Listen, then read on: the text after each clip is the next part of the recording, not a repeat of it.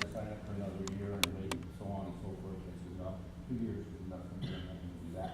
So they made me a helicopter mechanic, and they sent me to Rucker, Alabama, and I found out there that I was going to be a machine gunner on a helicopter. Well, that didn't sound like something I wanted to do either. So one day, there must have been 1,000 people on this football field. They called my name out. I go, oh man, what did I do? And so they took me in this little room, and with about 10 other guys, and they said, if you can pass a flight physical and so on because of your grades on your testing, we will make you a air traffic controller.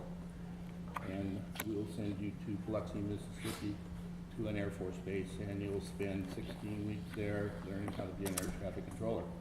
Well, I'd heard never to volunteer for anything, but my hand went right up because that sounded like a whole lot better job than being a machine gunner on a helicopter.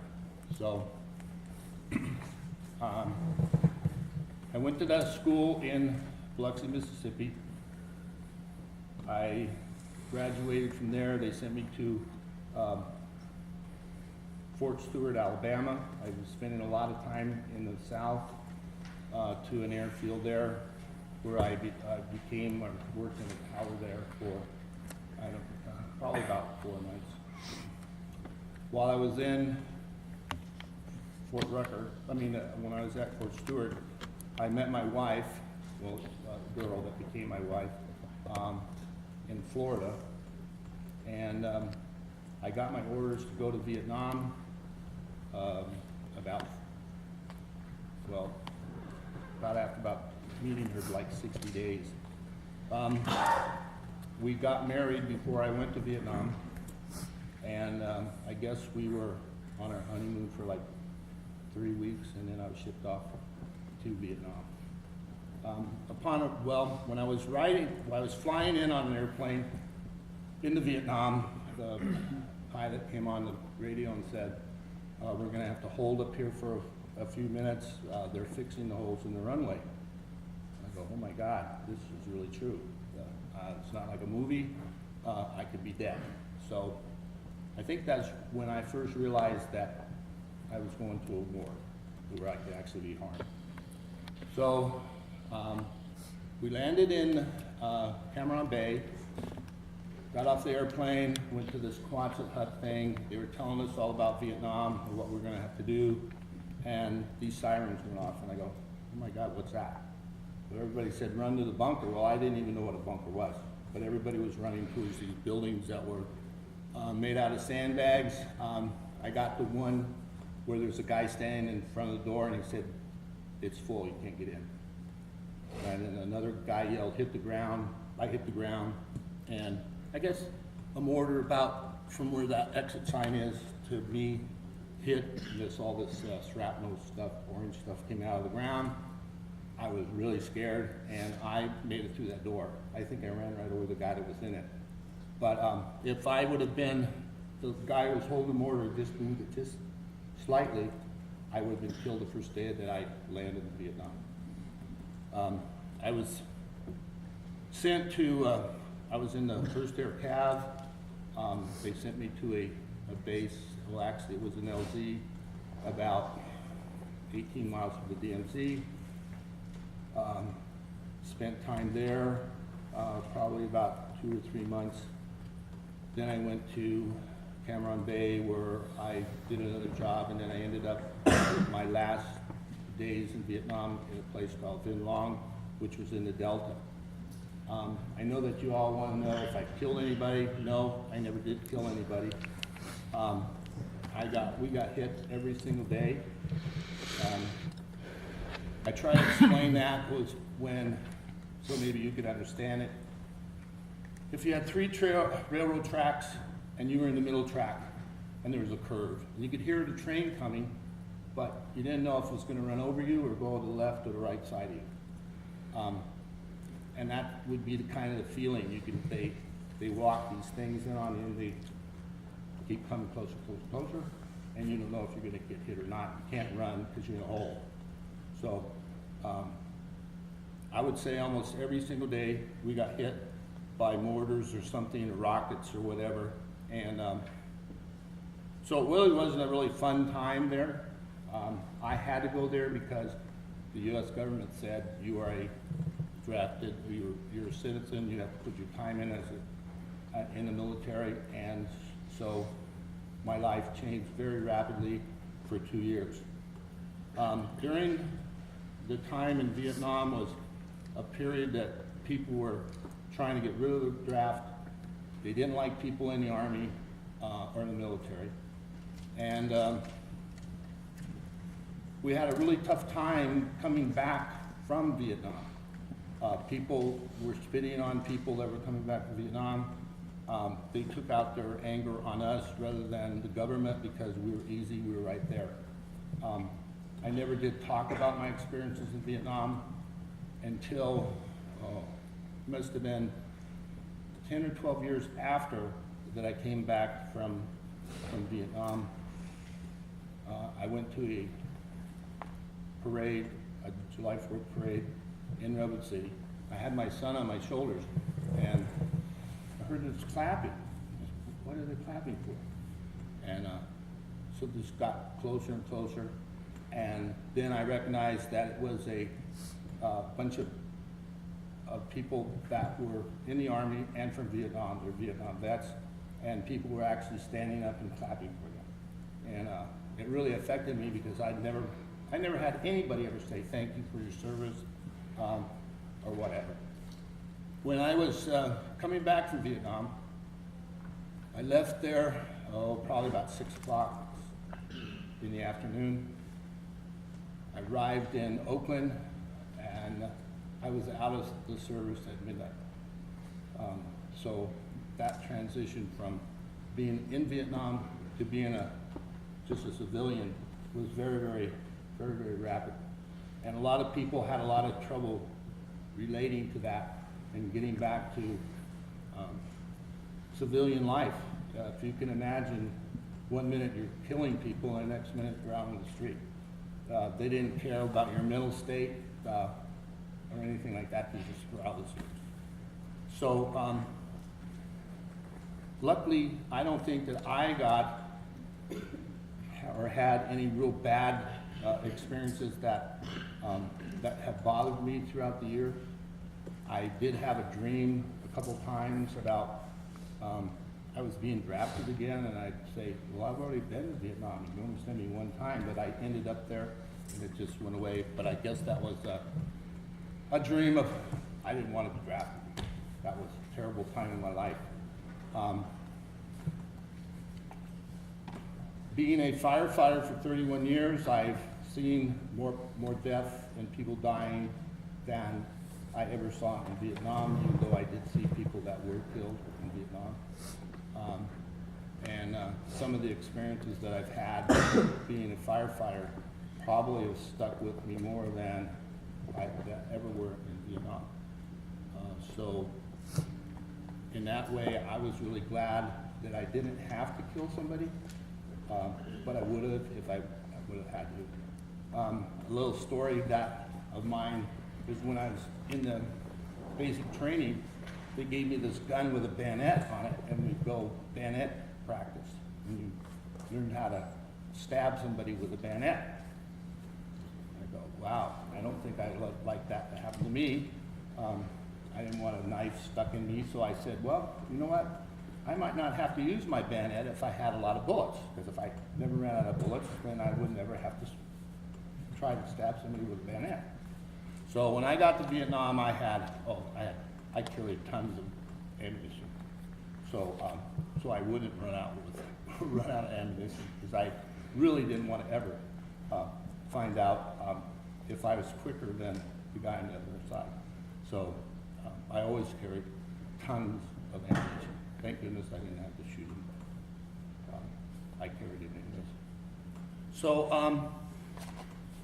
one of the things that I wanted to bring out in this, besides just being in Vietnam, and you'll have questions, and I'll try to answer them all, is that when I first went into the military, somebody told me, said, don't screw up on your testing.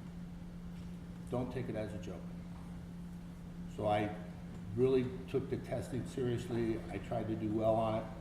And because of my education that I had, and I was not an A student by any means when I was in high school, it came back to be a help to me.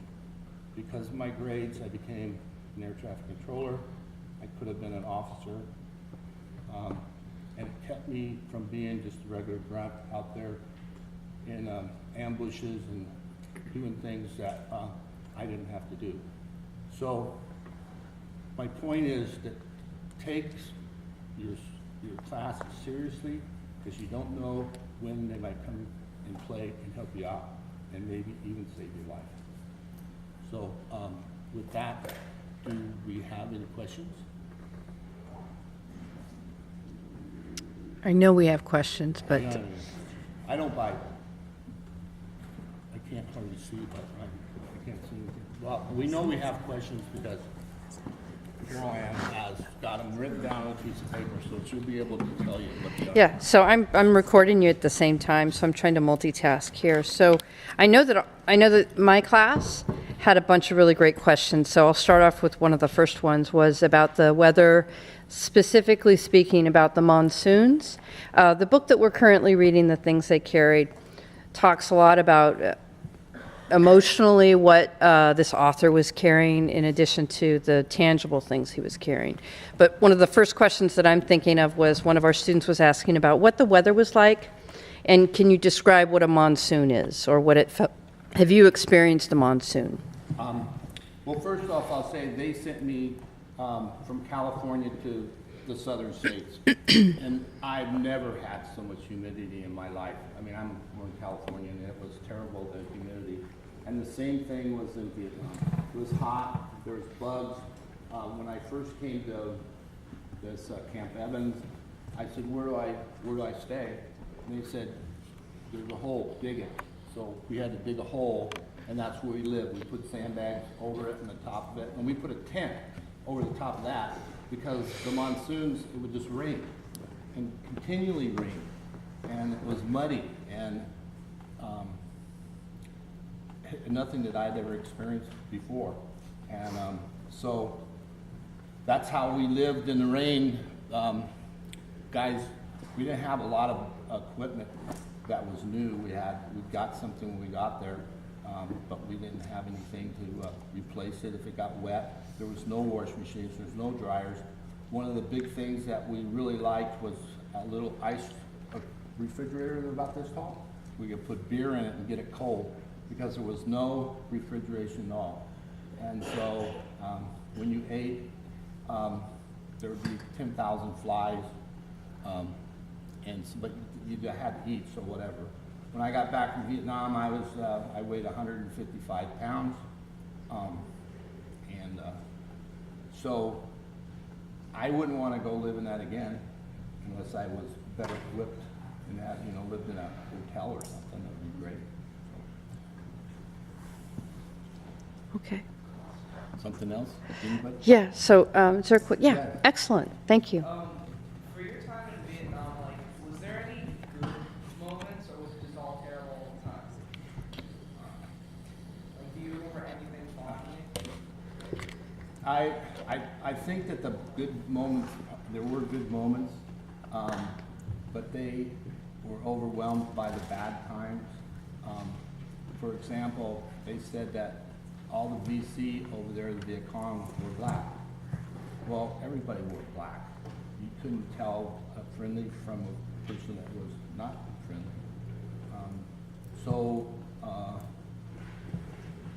There were good times, but there were more bad times. For example, again, I'll give you a little story. I was sent to Vinh Long with another guy.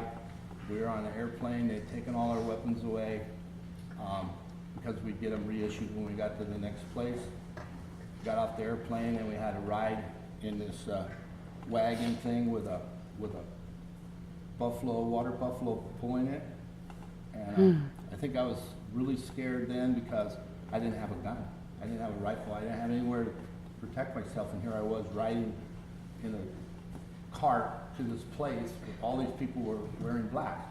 So Normally, the VC didn't bother you too much in the daytime, around bases. They always used to do it at night. But that was a really good question because it made me think. I don't know of any real good situations except that I was fortunate enough to not be killed by something.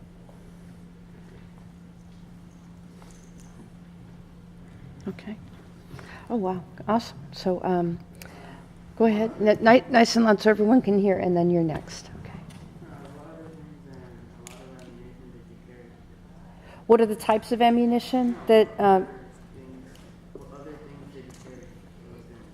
Then other than ammunition, okay. I was always told to wear my flak jacket, which I wore all the time. It made it, you probably would have a better chance if you got hit by something with a flak jacket on. Probably just no shirt because it was very hot. It had pants, we didn't have shorts, like they need shorts or something like that. That's about it, except for ammunition, weapon, hand grenades, had a bunker full of stuff, claymore mines, and weapons. So there was another gentleman that had his hand raised? And then, yes? So during the Vietnam Wars, did you make any friend that you lost?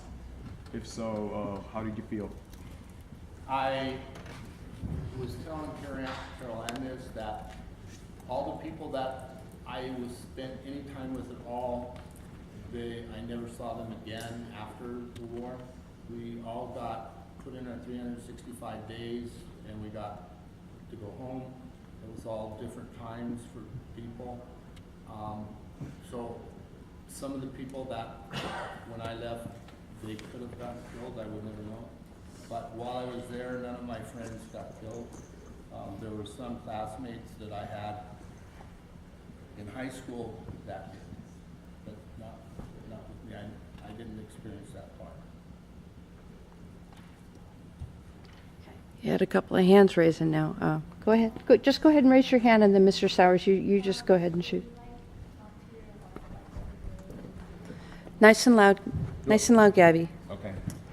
No, I did not. Once, maybe a month, maybe more than that, we would get a phone call and we could call home. It wasn't like today where we have cell phones and stuff like that, which you probably could. And so it wasn't very easy to talk to my wife at all. I went on R&R with my wife in Hawaii. I had only been married to her for like 3 weeks, 4 weeks, something like that. And so I had been changing around a lot, and I didn't really know that if I was going to get to go on my R&R or not. And I just told my wife, just be there, I'll get there somehow. So when I landed on the plane, I waited to the last guy to get off the plane because I did figure she would be there, and she was. So it was kind of funny. It's like meeting somebody you'd never known before. And one of the hardest things for me was when I had to go back and get on the plane. I told my wife I'm not going to turn around and look at me again, because if I do, I'll desert or something. Because I knew where I was going and I knew what I was going to get into, so I didn't want to get back on that plane. How many R&Rs did you have during? You get one, and it's about a week. So, and they pay for your ticket. Because we didn't have any money. Well, I got $26 a month, I think, or something like that.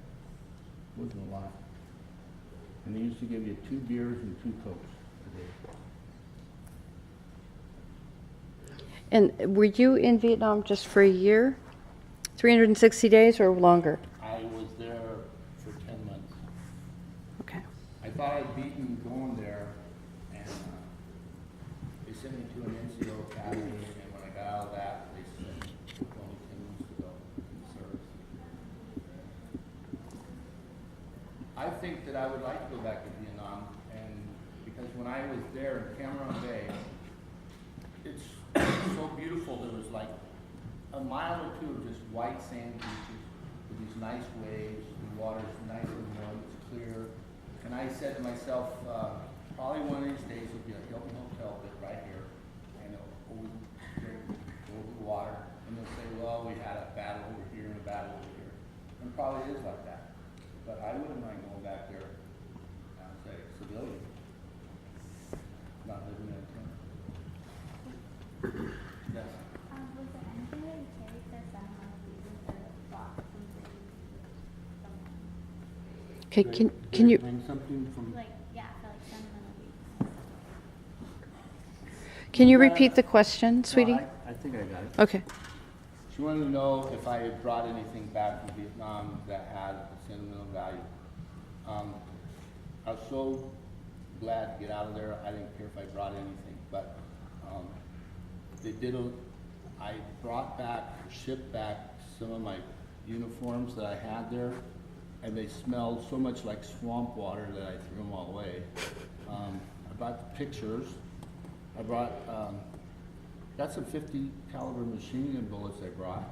I don't know how I got them back, because when we were before we got on the plane to come home, they had a couple big giant barrels, and they said, if you have any contraband at all, you better throw it in these barrels, because if you get searched on the way out of the plane and they catch you with anything, they're gonna send you back to Vietnam. So you wouldn't imagine what was in these things: knives, guns, dope, everything was in these containers, because nobody wanted to get sent back. So sentimental things, no. It wasn't a good time in my life, so I don't really, it's a wonder I'm talking about this right here with you guys, because it wasn't a very good time in my life. The pictures were nice and stuff like that. I sometimes wonder, they called them hooch girls. They would work and clean our barracks up, or where we slept. They wash our clothes, and I sometimes wonder how they are, but I would never know how to find them. Even years ago, it was pretty hard. And what they did is they have a big tin bowl, and they throw our clothes in there, and they'd step on it. And that's how they washed our clothes. And they smell just like, well, when you're there, you don't notice it, but they smell just like swamp water, your clothes, even though they were washed.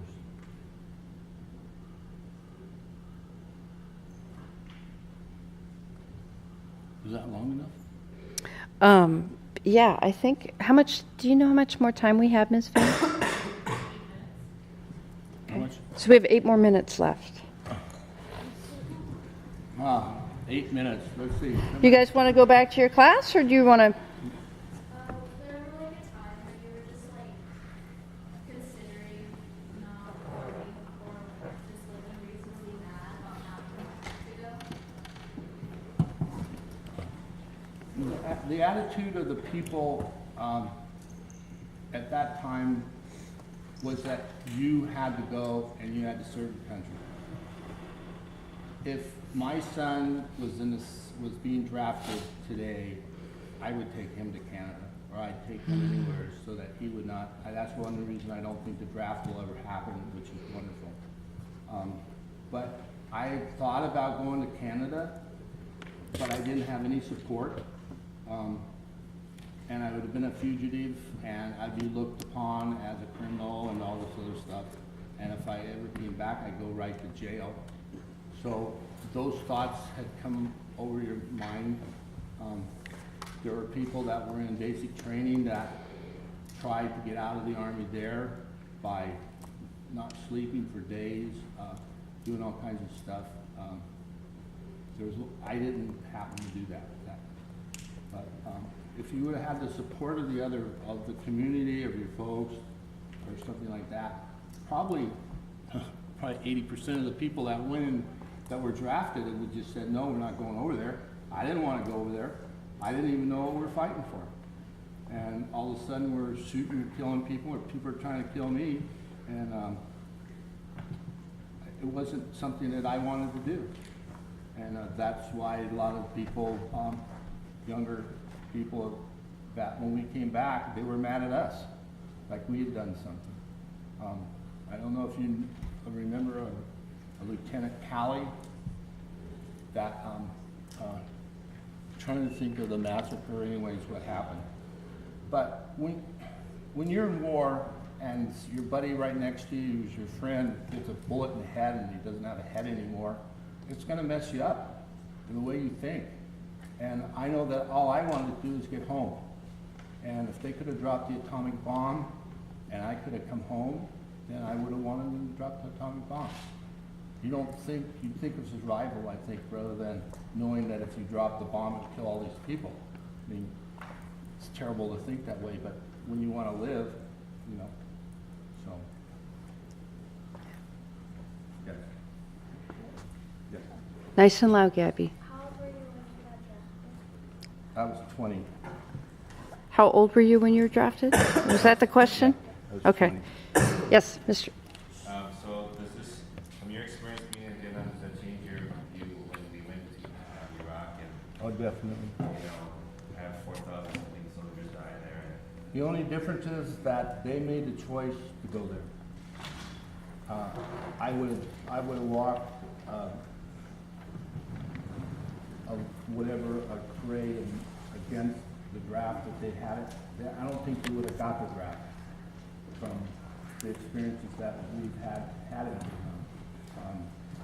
But I feel very sorry for the kids that are coming back now, even though they volunteered to do this. And when you see on the TV about wounded warriors and to do this, we as a country, I don't think is taking care of our veterans like we should. I mean, why do we need to get donations from individuals when the government was the one that had this happen to them? So, not saying that you shouldn't give to